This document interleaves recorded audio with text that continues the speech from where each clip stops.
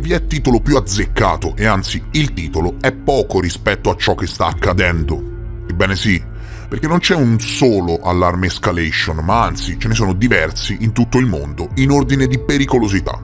E vorrei aprire il video di oggi parlando dell'esercitazione Steadfast Defender 2024, che sarà la più grande esercitazione NATO della storia e prenderà il via la prossima settimana. E visto che non ne parla nessuno, vorrei fare il punto della situazione. Si tratta del più grande dispiego di uomini e mezzi mai sperimentato e inasprirà ulteriormente le politiche con la Russia. E sai perché? Perché la faranno al confine con la Russia, ecco perché.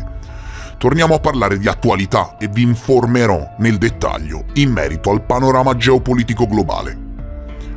La prossima settimana la NATO, signori, avvierà la sua più grande esercitazione militare degli ultimi decenni, con circa 90.000 uomini che prenderanno parte a esercitazioni volte a dimostrare che l'alleanza è in grado di difendere tutto il suo territorio fino al confine con la Russia. Lo scopo finale è dissuadere la Russia dal prendere di mira un paese membro e ovviamente fargli capire che se solo volessero non avrebbero problemi di espansione. Comportamento rissoso e ovviamente non diplomatico che portano avanti da decenni gli amichetti della NATO. Oggi ti racconterò e ti parlerò in modo approfondito delle tensioni in giro per il mondo e cercherò di fare il punto della situazione. L'esercitazione, denominata Steadfast Defender 2024, dimostrerà che la NATO è in grado di condurre e sostenere complesse operazioni multidominio per diversi mesi attraverso migliaia di chilometri dal Grande Nord all'Europa centrale e orientale in qualsiasi condizione. Perché? Capito? L'importante, signori, non è mica schierare, che ne so, magari forze di pace in Medio Oriente per sedare i continui disagi e il genocidio che sta portando avanti Israele nei confronti della Palestina. No, l'importante per queste persone è alimentare la guerra e gli inasprimenti politici internazionali così che possano, di conseguenza, destabilizzare interi paesi. Secondo i nuovi piani di difesa della NATO, i suoi principali avversari sono la Russia e le organizzazioni terroristiche. Il comandante supremo alleato della NATO, il generale statunitense Christopher Cavoli, ha detto che l'alleanza dimostrerà la sua capacità di rafforzare l'area euro-atlantica attraverso il movimento transatlantico di forze dal Nord America. Il presidente del comitato militare della NATO, l'ammiraglio Rob Bauer, ha detto che si tratta di un numero record, pensate, record di truppe che possono mettere in campo per quanto riguarda un'esercitazione di questa portata. Parlano anche di un grande cambiamento e le dichiarazioni durante i ritrovi della stampa sembrano preoccupanti per quanto riguarda un imminente conflitto su più fronti. Tra il vacillante sostegno degli Stati Uniti all'Ucraina e la crescente candidatura di Donald Trump, le nazioni europee e la NATO stanno progettando di affrontare la Russia da sole. Questo lo riporta il New York Times e lo scenario che si sta delineando, lo scenario velato dietro a questa esercitazione è più allarmante del previsto. Nessuno ne parla, in pochi vogliono che tu te ne renda conto, ma come previsto si stanno accendendo tutta una serie di micro conflitti regionali in giro per il mondo che daranno vita a tutta una serie di escalation. Facciamo il punto della situazione? Ok. Guerra russo-ucraina con tutti gli inasprimenti della NATO che ne conseguono, tensioni al confine fra Cina e India. La Cina ha stanziato navi da guerra verso Taiwan. Tutte notizie fresche, eh? Al confine fra Siria e Giordania è stata attaccata una base americana da droni iraniani e gli americani promettono ritorsioni. Israele sta cancellando dalle mappe la Palestina. I paesi del mondo arabo si stanno stringendo con l'Iran, che attraverso alcuni canali non occidentali veniamo a sapere che sta finendo la preparazione militare, e la NATO sta preparando la più grande esercitazione ai confini con la Russia degli ultimi 60 anni. Per non parlare di tutti i micro conflitti che avvengono nel continente africano. Sudan ed Egitto si stanno contendendo barriere sul Nilo. Gli Houthi stanno mettendo in crisi il Mar Rosso, gli Houthi yemeniti, sostenuti dall'Iran, e tutta un'altra serie di micro destabilizzazioni volute per ottenere potere. Ora, con l'ascesa dell'ex presidente Donald Trump che sta letteralmente spopolando in America su tutti i fronti, noto per la sua idea di voler lasciare la NATO e che recentemente ha minacciato di non venire mai più in aiuto dei suoi alleati, tra le nazioni europee stanno aumentando le preoccupazioni che Putin possa invadere la NATO e che potrebbero dover affrontare le sue forze senza il sostegno degli Stati Uniti. Ciò potrebbe accadere entro soli 5 anni dalla conclusione della guerra in Ucraina. Questo, non secondo me, ma secondo alcuni funzionari ed esperti che ritengono che ci sarebbe tempo sufficiente perché Mosca ricostruisca le sue forze militari. La NATO, con la scusa della paura di un attacco russo, che fa? Fanno come vogliono. Provocano un paese che non dovrebbero provocare, violano promesse di non espansione, mettono alle strette i confini nazionali della Federazione Russa e danneggiano i rapporti internazionali. Cosa pensi che faccia Putin dal momento in cui vede al confine la più grande esercitazione NATO degli ultimi 50 anni? Ecco cosa provochi, stai provocando una corsa agli armamenti che fa comodo sia all'Europa sia agli Stati Uniti. Io ti assicuro che Putin prenderà provvedimenti e quei provvedimenti, le decisioni future, le paure per un conflitto su scala globale fra superpotenze saranno responsabilità unica delle potenze occidentali, che vanno a casa degli altri a fare i rissosi. Ma spostiamoci in Medio Oriente. Il presidente Biden promette ripercussioni per l'attacco alla base americana. Ma cosa vuoi, no? Hanno attaccato la base americana fra Siria e Giordania, mi sembra logico che rispondano: sì, caro amico Jimmy la scimmia, ma le potenze occidentali stanno destabilizzando il Medio Oriente da 40 anni e pensano di poter fare come vogliono a casa degli altri, dettando leggi, schierando mezzi militari, aprendo basi ovunque e destabilizzando un paese. Io vi consiglio di stare molto attenti all'Iran, perché se in Medio Oriente si muove l'Iran, sono davvero ma davvero problemi per tutti, e non per nulla, ad oggi, 31 gennaio 2024, cari amici, c'è letteralmente un'allarme escalation fra Stati Uniti e Iran, che si prepara a restituire il favore per quanto riguarda l'attacco alla base, che fonti statunitensi riferiscono non avere dubbi che sia stato un attacco deliberato da parte di forze sostenute dall'Iran. Come rispondono le fonti iraniane? Rispondono che risponderanno su vasta scala ad ogni attacco al paese. Come vuoi che rispondano? Secondo quanto riportato dall'agenzia di stampa iraniana IRNA, l'Iran risponderà in modo deciso a qualsiasi attacco al paese e ai suoi interessi e ai suoi cittadini condotto sotto qualsiasi pretesto.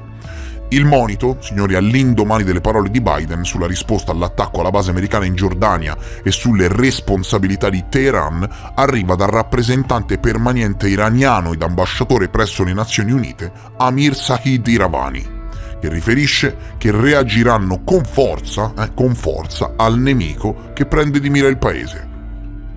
Io vorrei ricordarvi che parliamo di un paese con 87 milioni di persone, un paese che ha un esercito e delle forze militari più grandi di quelle turche. Cioè, state capendo? Paese più grande della Turchia, che se non fosse per l'alleanza fra Stati Uniti e Israele, si inghiottirebbe Netanyahu in mezza giornata. Chiaro? Il leader iraniano Khamenei ha ordinato che gli stati islamici taglino immediatamente ogni legame con Israele e così facendo si sta stringendo un blocco di paesi arabi contro i paesi occidentali. Gruppi come Hezbollah, potentissimo, milizie terroristiche di ogni genere penetrate ovunque nel mondo, sostegno dallo Yemen, Oman, Libano, Russia, Cina, Corea del Nord stringeranno un blocco contro l'Occidente e contro Israele che darà letteralmente il via a tutta una serie di escalation militari. È di ieri infatti la notizia, il monito del Cremlino agli Stati Uniti di non avanzare ripercussioni contro Teheran. I diplomatici di Russia e Iran infatti qualche giorno fa hanno firmato una coalizione per contrastare le sanzioni occidentali. E un mese fa l'Iran è entrato nei BRICS. Questo dimostra che le politiche occidentali stanno rafforzando alleanze pericolose, davvero pericolose, che non faranno altro che unirsi contro il blocco occidentale. Analisi difesa. La Russia rinnova le forze aeree dell'Iran. Collaborazione economica e militare molto pericolosa, stretta, rafforzata dalle politiche sbagliate di Stati Uniti ed Europa. Tutto questo che è voluto, ricordiamolo, queste situazioni sono volute, portano a tutta una serie di crisi, tutta una serie di poteri speciali dati dalle crisi, speculazioni economiche e poteri dati ai potentati sovranazionali che inseriranno nella società moderna strumenti, occhio alle parole, di controllo centralizzati come identità digitali e moneta digitale. Cina e Iran firmano un accordo di cooperazione per i prossimi 25 anni. Cioè, hai capito? Io penso che questo video dimostri quanto la polveriera globale sia pronta ad esplodere. Il senso ultimo di questo video deve farti capire che alcune persone vogliono, guadagnano ed avanzano immense speculazioni economiche su questo. Qui non si parla di chi ha ragione e di chi ha torto, qui si parla di interessi internazionali di cui nemmeno ci immaginiamo la portata. Ma vorrei parlare dell'attacco alla base americana. Allora, che cosa è successo? Le truppe statunitensi utilizzano da tempo la Giordania, un regno confinante con, guarda che mappa, Iraq, Israele, il territorio palestinese della Cisgiordania, Arabia Saudita e Siria, come punto strategico di base. Circa 3.000 soldati americani sono tipicamente di stanza in tutta la Giordania. La base è nata come avamposto a guardia del confine, che ha visto una maggiore presenza americana lì, dopo che le forze americane sono entrate in Siria alla fine del 2015. La piccola installazione comprende truppe statunitensi di ingegneria, aviazione, logistica e sicurezza con circa 350 membri del personale dell'esercito e dell'aeronautica statunitense che sono schierati lì. La chiamano Torre 22 e viene usata come guardia al confine, ma la presenza americana in Giordania rischia, cari signori, di far arrabbiare una popolazione che ha già organizzato manifestazioni di massa contro la guerra di Israele con la Palestina per le vittime civili in un conflitto che ha già ucciso oltre 26.000 palestinesi, 26.000. Le stime suggeriscono che circa 3 milioni degli 11 milioni di abitanti della Giordania sono palestinesi. Questo significa, te la faccio semplice, che siccome gli americani armano Israele dal 2016 e lo faranno fino al 2026, e siccome sono alleati, i palestinesi in Giordania cercano l'alleanza con l'uomo grosso, no? Con l'Iran, per contrastare questa supremazia occidentale in Medio Oriente che sta provocando un genocidio, e di conseguenza ci sono stati questi attacchi. Gli americani risponderanno, se risponderanno all'interno dei confini dell'Iran, cosa che non penso, andiamo. Però se risponderanno dentro i confini dell'Iran, cari signori, scoppierà una guerra senza precedenti. Biden intanto convoca il Comitato per la Sicurezza Nazionale e esamina la possibilità di una ritorsione. Cosa succede nel Mar Rosso? Perché è tutta una catena, no? Questo è un altro punto di cui non si sente mai parlare, un altro conflitto regionale che prende di mira il commercio internazionale. Gli Houthi sono un gruppo armato yemenita finanziati e armati in toto dall'Iran e stanno mettendo in crisi il Mar Rosso. C'è una vera e propria crisi. La crisi nel Mar Rosso sta mettendo a nudo la grande frammentazione dell'ordine mondiale.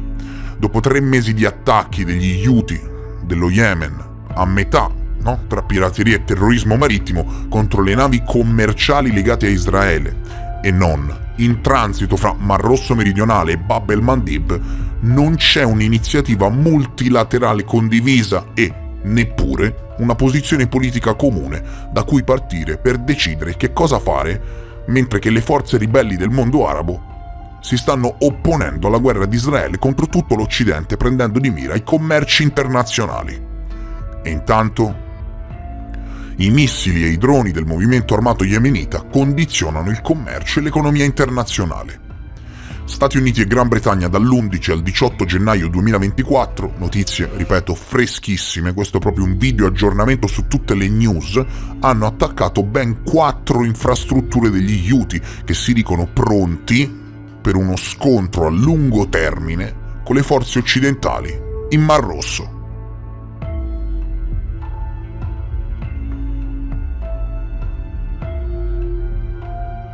Spostandoci in Cina, abbiamo Taiwan che 4 giorni fa ha denunciato ai suoi partner americani 33 jet e 6 nuove navi da guerra cinesi che sono state stanziate intorno all'isola come deterrente. Si tratta di un numero record da quando lo scorso 13 gennaio a Taiwan si sono tenute le elezioni legislative e presidenziali.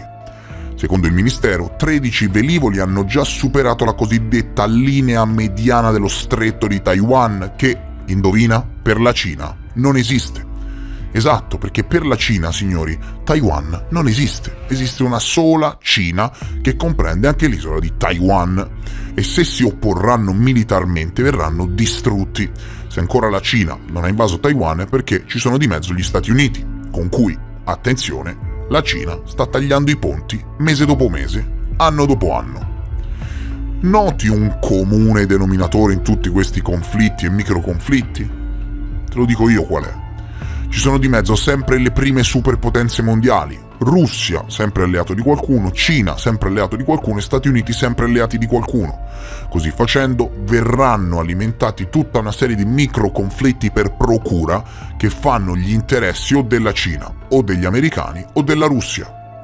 Siamo davvero all'inizio di una terza guerra mondiale composta da tantissimi microconflitti in giro per il mondo? Sarà questa la terza guerra mondiale o questi microconflitti regionali sono solo il preludio a dei grandi blocchi e alleanze che entreranno in serio conflitto nei prossimi anni? E tu, che cosa ne pensi di tutte queste tensioni? Cosa ne pensi che la NATO, invece di stanziare forze strategiche per promuovere la pace sulla striscia di Gaza, sta per avviare la più grande esercitazione militare della storia al confine con la Russia? E che futuro vedi dai qui ai prossimi 10 anni? Fammelo sapere in un commento. E se questo video ti è piaciuto, mi raccomando, aiuta l'informazione libera e senza padroni con un semplice like. Mi raccomando, se sei arrivato fino a questo punto del video e apprezzi anche l'aspetto dell'attualità di questo canale YouTube, se riconosci la qualità e l'impegno, aiutami con un semplice like che non ti costa niente. E se questo video raggiungerà un buon numero di like, mi impegnerò ad informarvi ulteriormente con altri video di questo tipo. Io vi ringrazio per essere stati con me e vi rimando come sempre al prossimo episodio. Adieu!